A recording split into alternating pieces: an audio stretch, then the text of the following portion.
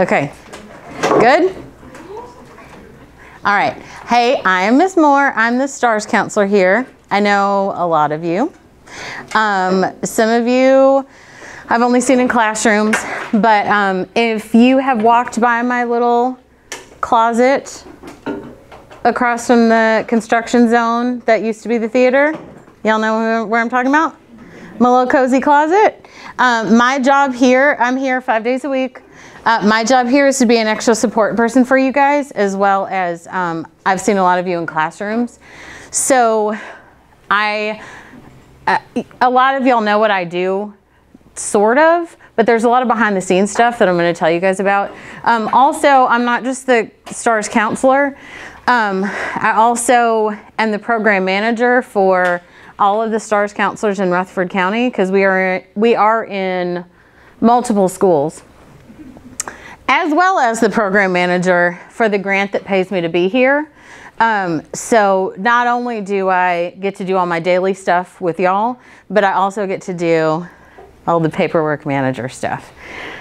And that's pretty recent that I get to be program manager, because I figured if I was already the one that everyone was asking me all the questions, why not get paid for it? Okay, education. So I graduated before you were born, right? When were y'all born? Yeah. I graduated college before you were born with my bachelor's in social work specifically. It's not just a bachelor's of arts, bachelor's of science. It's a specific social work degree. Back in the olden days, in December of 2003, you didn't have to have a master's, really. There were a lot of jobs for just bachelor's level social work. You, of course, could go get your master's, but when I graduated from school, MTSU did not have a master's. The closest master's was in Nashville, or you had to go in social work. The closest social work master's program was a satellite UT Knoxville campus in Nashville. And I didn't want to do that because I didn't have to, right? And so there was no accelerated programs. It was not easy to get your master's. So of course I did not do it, which I still regret to this day. If you are thinking, is anybody thinking about going into social work? Okay, so if you do decide to go into social work, every advisor will tell you immediately do your master's right after your bachelor's, and they have accelerated programs. MTSU has a program now. So now, you say you're gonna go broke? Yes, I'm gonna be broke. Well, we'll talk about that on another slide, but you might not be that off. They will tell you, most places will not hire without a master's anymore. So no, I do not have one, but y'all have been doing this for 20 years. So at some point you get enough experience, and I've been with STARS for that entire time, since February of 2004. I've been with STARS the entire time, except for 2 years when I left and worked for the county. So STARS knows. I have kind of been grandfathered in. As it is right now, STARS won't hire. I couldn't get my job with STARS, actually, because I don't have my master's, but because I have worked for them for so long, I kind of got grandfathered in, I guess. I also have a certification in school social work, which was just 4 extra classes. Any program that you guys are doing, if there is an extra certification or an extra something with just a few classes, I highly recommend that you do it. It just makes you more marketable. I've worked at a lot of different schools, the last one being this one, and I've been here since August of 2009. So you said you were born in like 2007? Almost as long as you've been alive. Wow. Okay. And then one of the questions was, do I use my degree? I mean, yeah, every single day, because my degree was my bachelor's was very specialized in social work. I mean, we still had our general education requirements, but we also, all of our upperclassmen classes were very much geared towards being a social worker, not a general theory about social work. Like, how do you do this job in the real world? This meme is one of my favorites because, like, can y'all see that? Mm-hmm. Like, all of your friends, all my friends think, like, that aren't social workers, think that I'm like serving at a soup kitchen or something. My parents think that's an empty wallet, if you can't see. My parents think I have no money, which is kind of true. What society thinks I do, it's a person taking a baby. Because that's what, if I say social worker, what's the first thing y'all think of? Right. Well, who I've never worked for. But like, yeah, we just take kids all day from parents, which is not true. I don't think my supervisor thinks I just kick back and do nothing, because my supervisor is really amazing. I think I'm as cool as Bono. And what I really do is get drowned in paperwork, which we're going to talk about. So, do I have to do writing and reading? I mean, y'all, other than the moments I get to actually talk to you, everything else is on paper. We have never-ending paperwork. And honestly, STARS paperwork is not nearly as bad as a lot of other agencies. I have to I take very simple case notes, meaning individual session, pure conflict, individual session, family conflict. I do not write details down, but just having to do that, I have to do that in multiple databases, because STARS uses multiple databases, because we have multiple funding sources. 10WITS up here is something that I'm in charge of, and that is a whole database. And I just wrote that up here because that will, when I come into your classrooms, I mean, I've come into a lot of your classrooms and you've done those surveys for me. That's a whole other paperwork thing I have to do that takes forever. There will be days that I work from home because I can't get it done here because there's so much paperwork.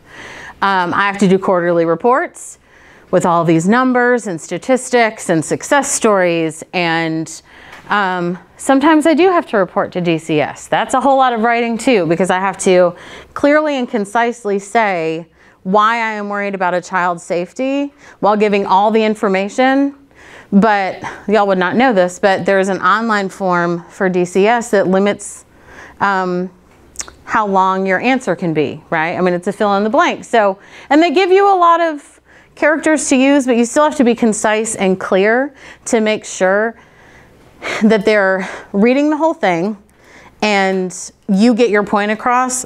This kid is not safe, and here's why.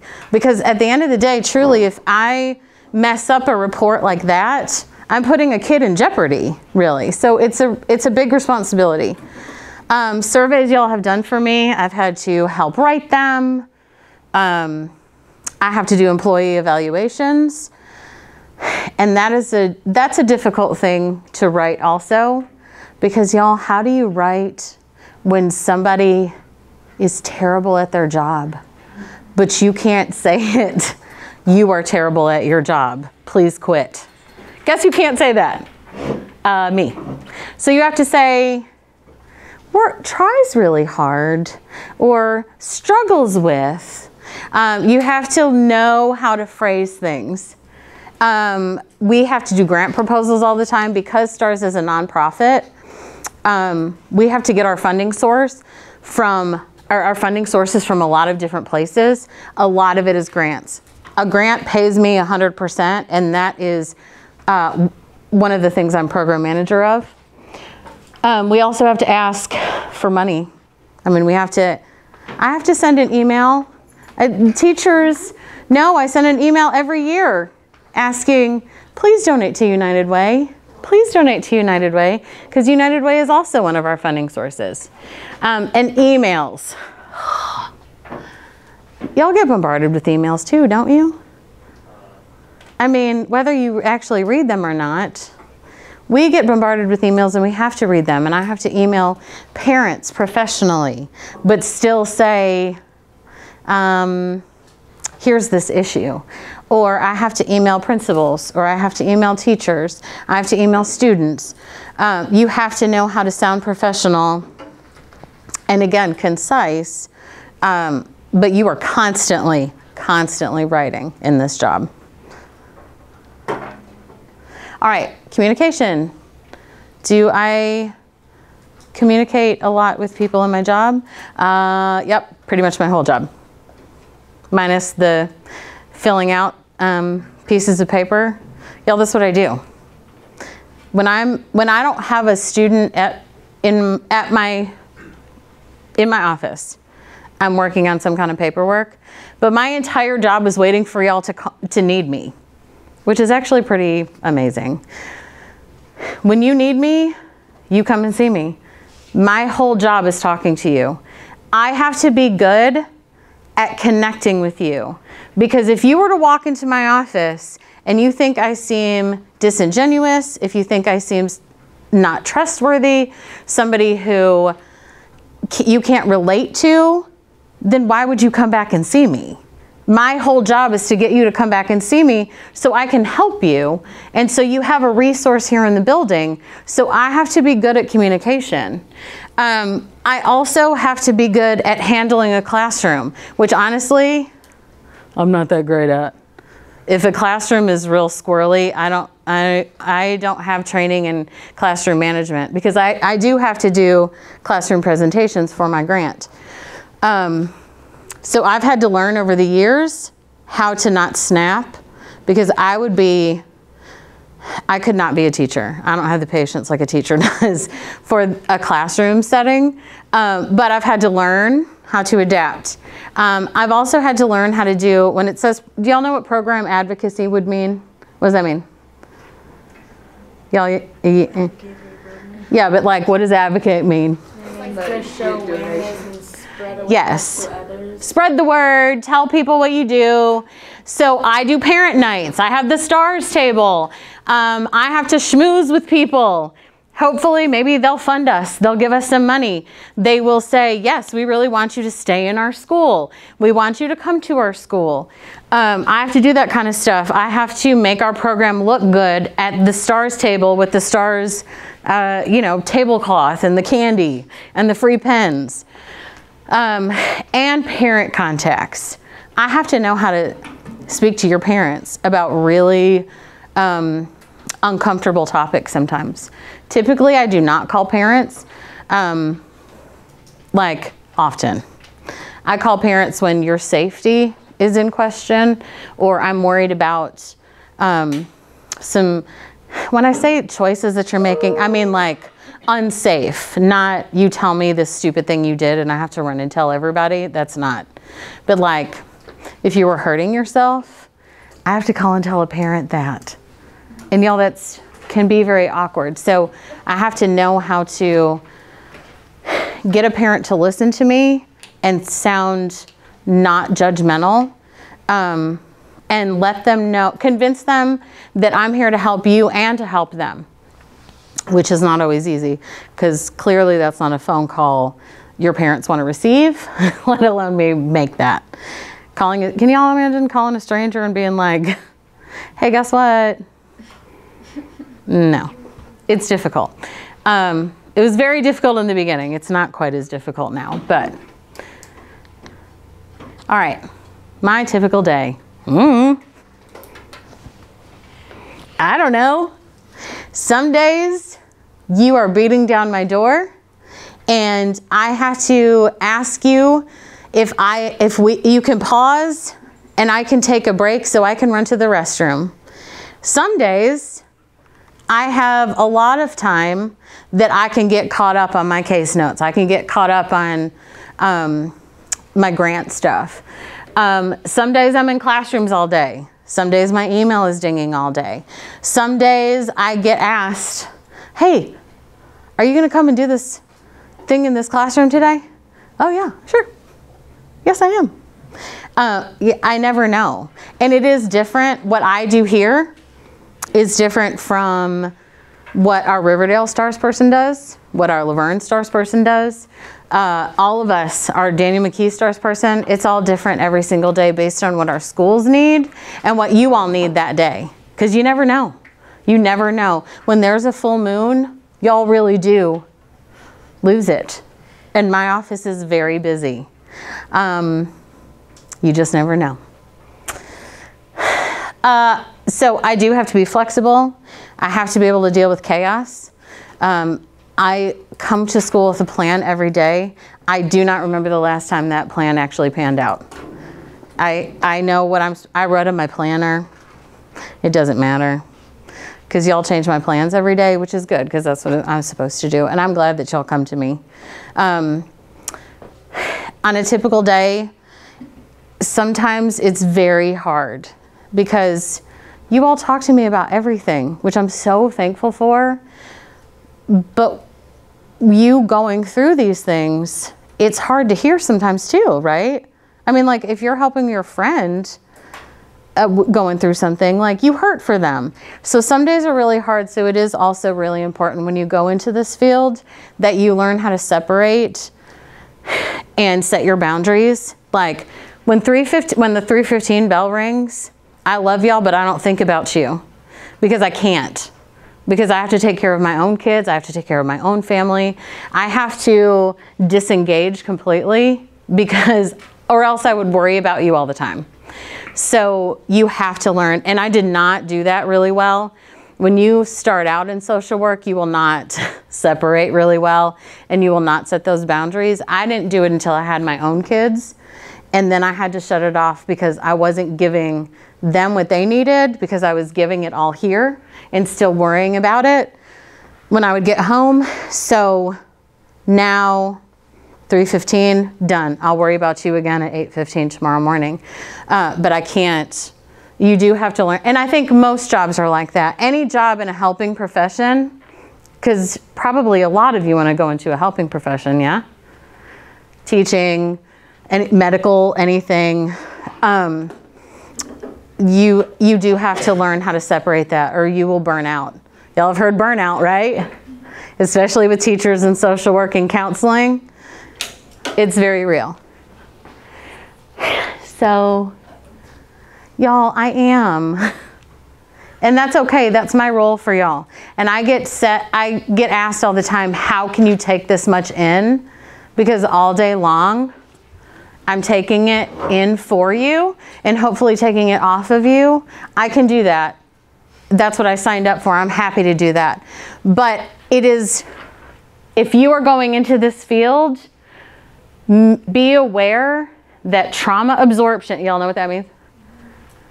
Like where if you're an empath, you know, when your friend tells you something, you feel that you feel how they're feeling, right?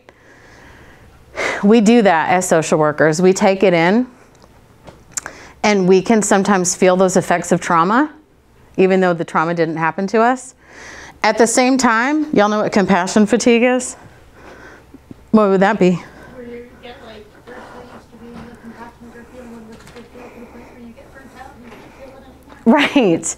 And you kind of start to, it sounds really bad, but you kind of start to sound like and feel like, I don't even care. I don't care about your problems. I'm so done. And that's when you know you need to take a break because these things are very real and they are what pull people out of the profession because we get really tired of feeling so much. If any of y'all are feelers, if you've been in my classrooms and you've done the True Colors test and you are a blue, you are very susceptible to these things. So if you are, and probably you want to go into a helping field also because that's what blues do. Just be aware of these things and learn your self-care and your boundaries before you get to this point, is my advice. So one of the questions was, is your job flexible? STARS is amazing. Now, I technically work for STARS. I don't technically work for Rutherford County. We are contracted out nonprofit. So that is a cool thing, but also it means I have double the bosses. Ultimately, I answer to my STARS bosses, but I do have to get approval for things also with my principals and my schools. But with STARS, I tell people all the time, they really do put us first. It is very flexible. We take our time when we need it. They do not micromanage our time. They're all about self-care. It's also really nice to work the school schedule, especially when you have kids. And I do get paid 12 months, just like teachers do. I get paid over the summer. I get paid for snow days. I get paid for spring break. So I have the same pay scale, well, not the same pay scale, but the same pay schedule as teachers, which is really nice. We also have the flexibility at STARS to have work from home days. We have in-services on Zoom instead of having to go somewhere. We can make up our hours. We can accrue comp time. So it is a little bit more flexible because we are a nonprofit and not like a state run, you know, like teachers are. Not all agencies are like that, but STARS, y'all, if you want to go into social work, STARS is really great. Here are the challenges. I mean, Miss Holt was just getting emotional because if you guys could stop making us love you, that would be great. But we do get emotionally attached to y'all. It's really hard sometimes. The paperwork is really hard sometimes. I'm literally drowning in it right now, currently, as we speak. And when I look at that calendar, I'm freaking out also. Also, salary. Social workers are not known for being millionaires. We don't make a lot of money. It's worth it, in my opinion, if you can afford it, if you have a double income household. But we do not make a lot of money and we never will. But it's okay because I love who I work for. And that's why I've stayed for 20 years, even though I make less than a teacher. Or on the same teacher scale, I make way less. But it's worth it. The benefits outweigh the salary to me. So the rewards, y'all know that we get, every time that we help somebody, we get a little ping of like feel-good chemicals, right? Like in our brains. It feels really good to help someone. Not that we go into this going, I want somebody to thank me. But when somebody does say, man, I would have not made it through this year without you. Or, I don't know what I would do if you weren't here. Like, it makes me cry a little. And it feels good, and I'm glad I can be that person. Also with social work, I remember one of my professors saying, social workers are the nosiest people in the world. And the most like detective-like. And that's totally me. I'm so nosy. I want you to tell me everything. Like, tell me what's going on. I love learning all the things. And I love looking, social work looks at an entire environment. So I love looking at, here's this problem. What are all the things that connected to that problem? I love figuring that stuff out. Also, I'm an extrovert. And you don't have to be, but I like connecting with people. I get energized by it. So it's fun. Some days I leave here like pep in my step because I just had a great day because I got to connect with people all day long. Okay, that's all. Any questions? Thanks.